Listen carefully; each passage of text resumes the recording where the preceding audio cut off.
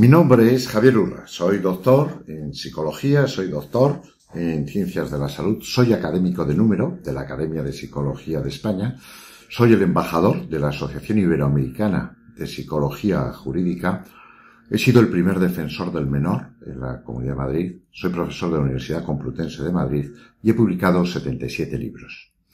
Además, soy psicólogo por oposición de la Fiscalía del Tribunal Superior de Justicia y quiero estar con ustedes.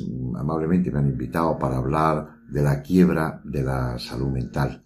Lo voy a hacer encantado y lo voy a hacer presentando el material de un libro que acabo de publicar, un libro que está en Díaz de Santos, que se llama Cuando la salud mental quiebra. Está prologado por un gran amigo, responsable de psiquiatría del Hospital Gregorio Marañón, Celso Arango. Está epilogado por otro gran amigo, también miembro de la Academia de Psicología de España, Paco Labrador. Les voy a hablar de cuando la salud mental quiebra. En primer lugar, quisiera hacer como una leve radiografía de la salud mental. O mejor dicho, cuando la salud mental quiebra.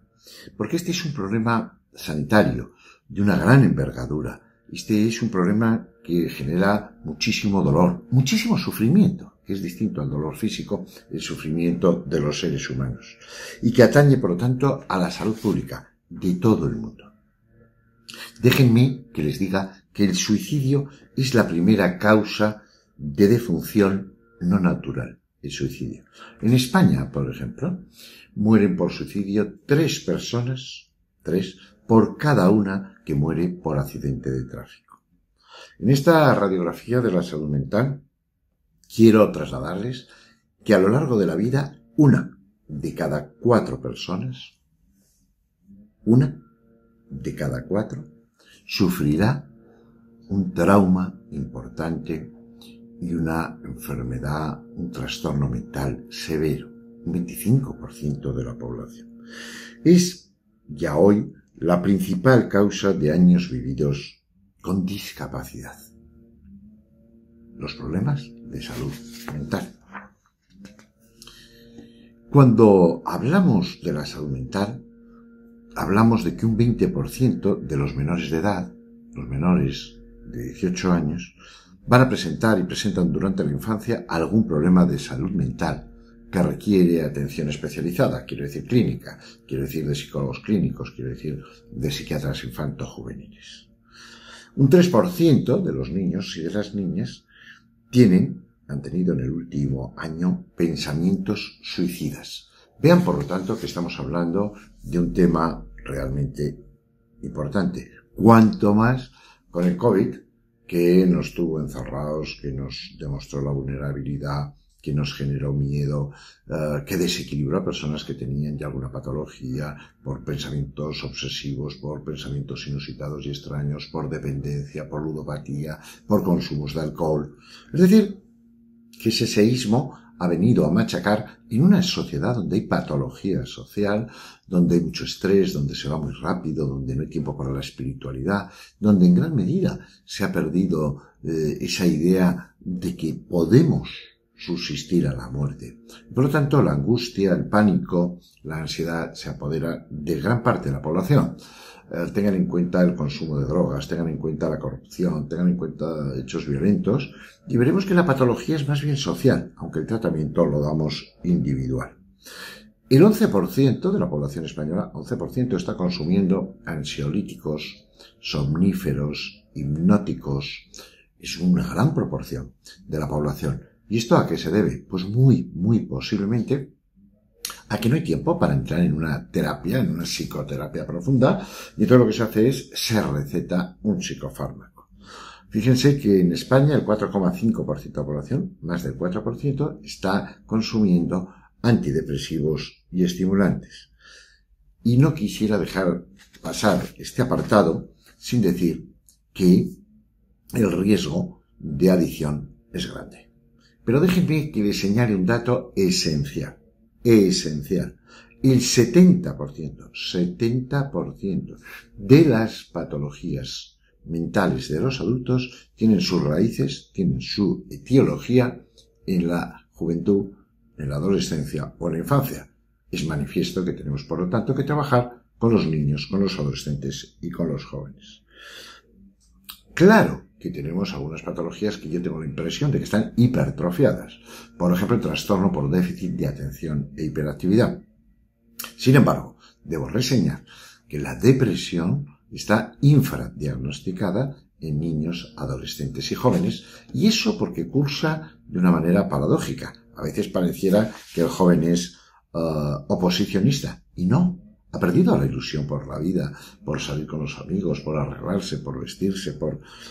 Bueno, estamos hablando ahora en esta parte de jóvenes, y no voy a olvidar los trastornos de la alimentación, la anorexia, la bulimia, las conductas de riesgo. Claro que se habla poco del psicoticismo, pero tengo que decir que hay niños, que hay jóvenes que tienen verdaderos problemas en cuanto a su elaboración en el mundo, con unas ideas, digo, inusitadas y extrañas. Y tampoco dejaré de comentar el tema de la psicopatía, la dureza emocional a veces desde la más corta edad. ¿Qué estamos haciendo para tener niños tan insensibles? Con tan poco cariño, con tan poca empatía, con tan poco ponerse en el lugar del otro, sin saber perdonar, sin saber olvidar, sin compasión, sin sentirse muchas veces concernido. Es lo que decía Robert Hart en relación con la psicopatía. Es como el que baila y no escucha la música. Por lo tanto, hasta aquí lo que les quería comentar de los problemas de salud mental, la infancia y la juventud. Miren, se calcula que el 12% de todos los problemas de salud, 12% de todos los problemas de salud son trastornos mentales en la etapa adulta. Es decir, que es una cifra superior a la del cáncer, a la de los problemas cardiovasculares, pero es que además está previsto, se calcula, que en el año 2030 los problemas de salud mental serán la principal causa de discapacidad. 2030, no queda tanto. Claro que los trastornos mentales en la edad adulta pueden tener características exógenas, pero también, como no, endógenas. Claro que existen los duelos existenciales, las pérdidas de seres muy queridos, los hechos violentos, el estrés postraumático, por actos terroristas, por encontrarse en situación de refugiado, por unos abusos sexuales, por haber sufrido maltrato, etc. ¿Qué es lo que más golpea a los adultos en cuanto a la salud mental? La depresión, la ansiedad, el juego patológico, el trastorno bipolar, ese estar a veces maníaco y otras veces muy deprimido, y por último también, cómo no, la esquizofrenia. Hay otro tipo de trastornos, cómo no, en la etapa adulta. Me estoy refiriendo, por ejemplo, a trastornos del sueño, bastante generalizados, a trastornos dismórficos corporales, sentir que uno no está en el cuerpo que desea, no confundir lo que es orientación sexual con lo que es identidad sexual. Por cierto, seamos cuidadosos, no confundamos a los niños. Los niños a veces padecen otro tipo de trastornos y parece que se encubre desde un trastorno de identidad. Cuidado, hay que acompañarlos naturalmente.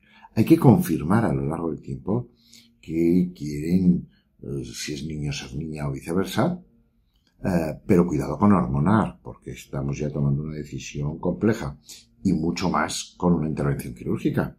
Sépase que el 20%, cuando cumplen la mayoría de edad, los 18 años, quieren volver a su identidad primigenia. Identidad.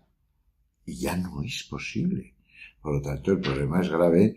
Vayamos con cautela en este tipo de problemas que hemos llamado siempre, según el DSM-5, según el CIE-10, bueno, lo que es un trastorno dismórfico corporal. Pero hay otros trastornos, por ejemplo, neurológicos, de adicciones, etc. Recordemos que el ser humano tiende a la adicción. ya sea al trabajo, ya sea a la sexualidad, ya sea a los consumos, ya sea a empantallarse. El ser humano tiene mucha tendencia a escapar de la vida normal cayendo en la adicción. Quisiera detenerme, aunque hablé algo en el tema de los jóvenes, en el tema de los psicópatas. En mi trabajo en la fiscalía a veces se preguntaba, ¿sentiría atropellar a un perro? La respuesta inmediata ha sido, ¿es mío? Bueno, esto nos da prueba de esa incapacidad para transmitir emoción, sentimiento, esto que nos hace tan humanos, esas neuronas espejo, ese que nos enseñó Antonio Damasio, ponerse en el lugar del otro. Cuando el otro sufre, yo también sufro. Me parece que no sabemos en este momento erradicar la psicopatía, y lo que tenemos que hacer es educar en el cariño, educar en el afecto, educar en la comprensión, cuidar una planta, cuidar una mascota, cuidar a la abuela con Alzheimer. Pero esto no son palabras, esto tiene que convertirse en hábitos desde la más corta edad. Como tenemos que educar a los niños en la ruptura, para que no se vuelvan contra su pareja, para que no pasen del amor al odio, para que no utilicen a los niños como armas arrojadizas. Y cuando llega la vejez, algunos trastornos mentales son frecuentes. Y desde luego les impide a veces tener una buena vida en esa madurez que podríamos llamar, si les parece, satisfactoria, una madurez activa. Dicho eso, hay que prepararse para ser viejo, para afrontar la vida, para saber manejarse con ella. Pero es verdad que se pierde con los años, fuerza, que se gana en dolores, en artrosis, pero yo iría más a otro tema, a la pérdida de relación social, de refuerzos sociales, a veces a una gran soledad. Por eso hay quien se vuelca en sus nietos, en sus hijos, pero también los hay que ayudan a la sociedad, a la red cívica, que muestran un museo, que van a los colegios y explican cuál fue su trabajo. Por lo tanto, que no se aíslan, que se sienten útiles, que gustan de esa etapa tan bonita. Tengan en cuenta que hoy la gente se jubila hacia los 67 años y tiene una esperanza de vida de 84. Es mucho tiempo el que tienen para vivir. Claro que a veces hay un deterioro cognitivo leve, y es cierto también que a veces nos llega una situación mucho más dramática, como es el Alzheimer, donde se pierde la memoria, nunca se pierde la dignidad, y muy probablemente tampoco se pierde la capacidad de saber que esa persona que tiene delante la quiere o es querida. Esto es muy importante lo que estoy ahora mismo trasladando. La emoción, la parte fundamental del ser humano, no se pierde, aunque se pierda la capacidad, pues a veces, yo qué sé, de reconocer una fotografía, de la abstracción, etc. Sí, es duro para los familiares, para los seres queridos, ver una persona con un grave deterioro en su demencia. Pero no olvidemos también que en la vejez también existe la ansiedad, más allá de lo que pudiera creerse. Y cómo no, la depresión. Primordialmente una depresión que es, me estoy deteriorando, voy a suponer una carga para mis seres queridos, que normalmente no es verdad, pero que se vive así. Por eso vuelvo a incidir en que tenemos que dar respuesta no solo médica, clínica, sino también humana, psicosocial, porque es muy rica la tertulia, el contacto, el piel con piel, es fundamental.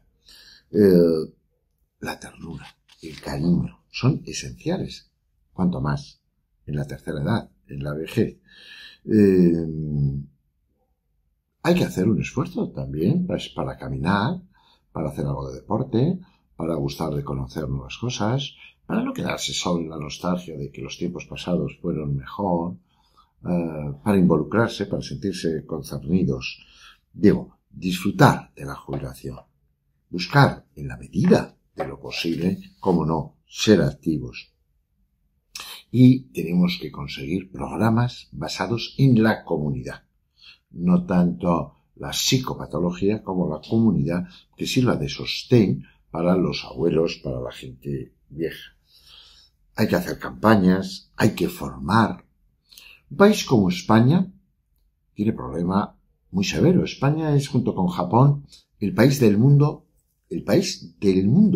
con una mayor esperanza de vida. Es una maravilla. Pero España es, junto con Italia, el país del mundo con menos natalidad. O hacemos un mundo para niños y para mayores, o nuestro mundo no será amable. También con el tema de las nuevas tecnologías. La salud mental. La salud mental requiere refuerzos, porque la salud mental es esencial. Sin salud mental no hay salud. Claro que hay que trabajar contra el cáncer, claro que hay que trabajar contra los problemas cardiovasculares, claro que hay que investigar, pero también en la salud mental. Porque los animales saben del dolor, nosotros también sabemos del sufrimiento. Voy acabando,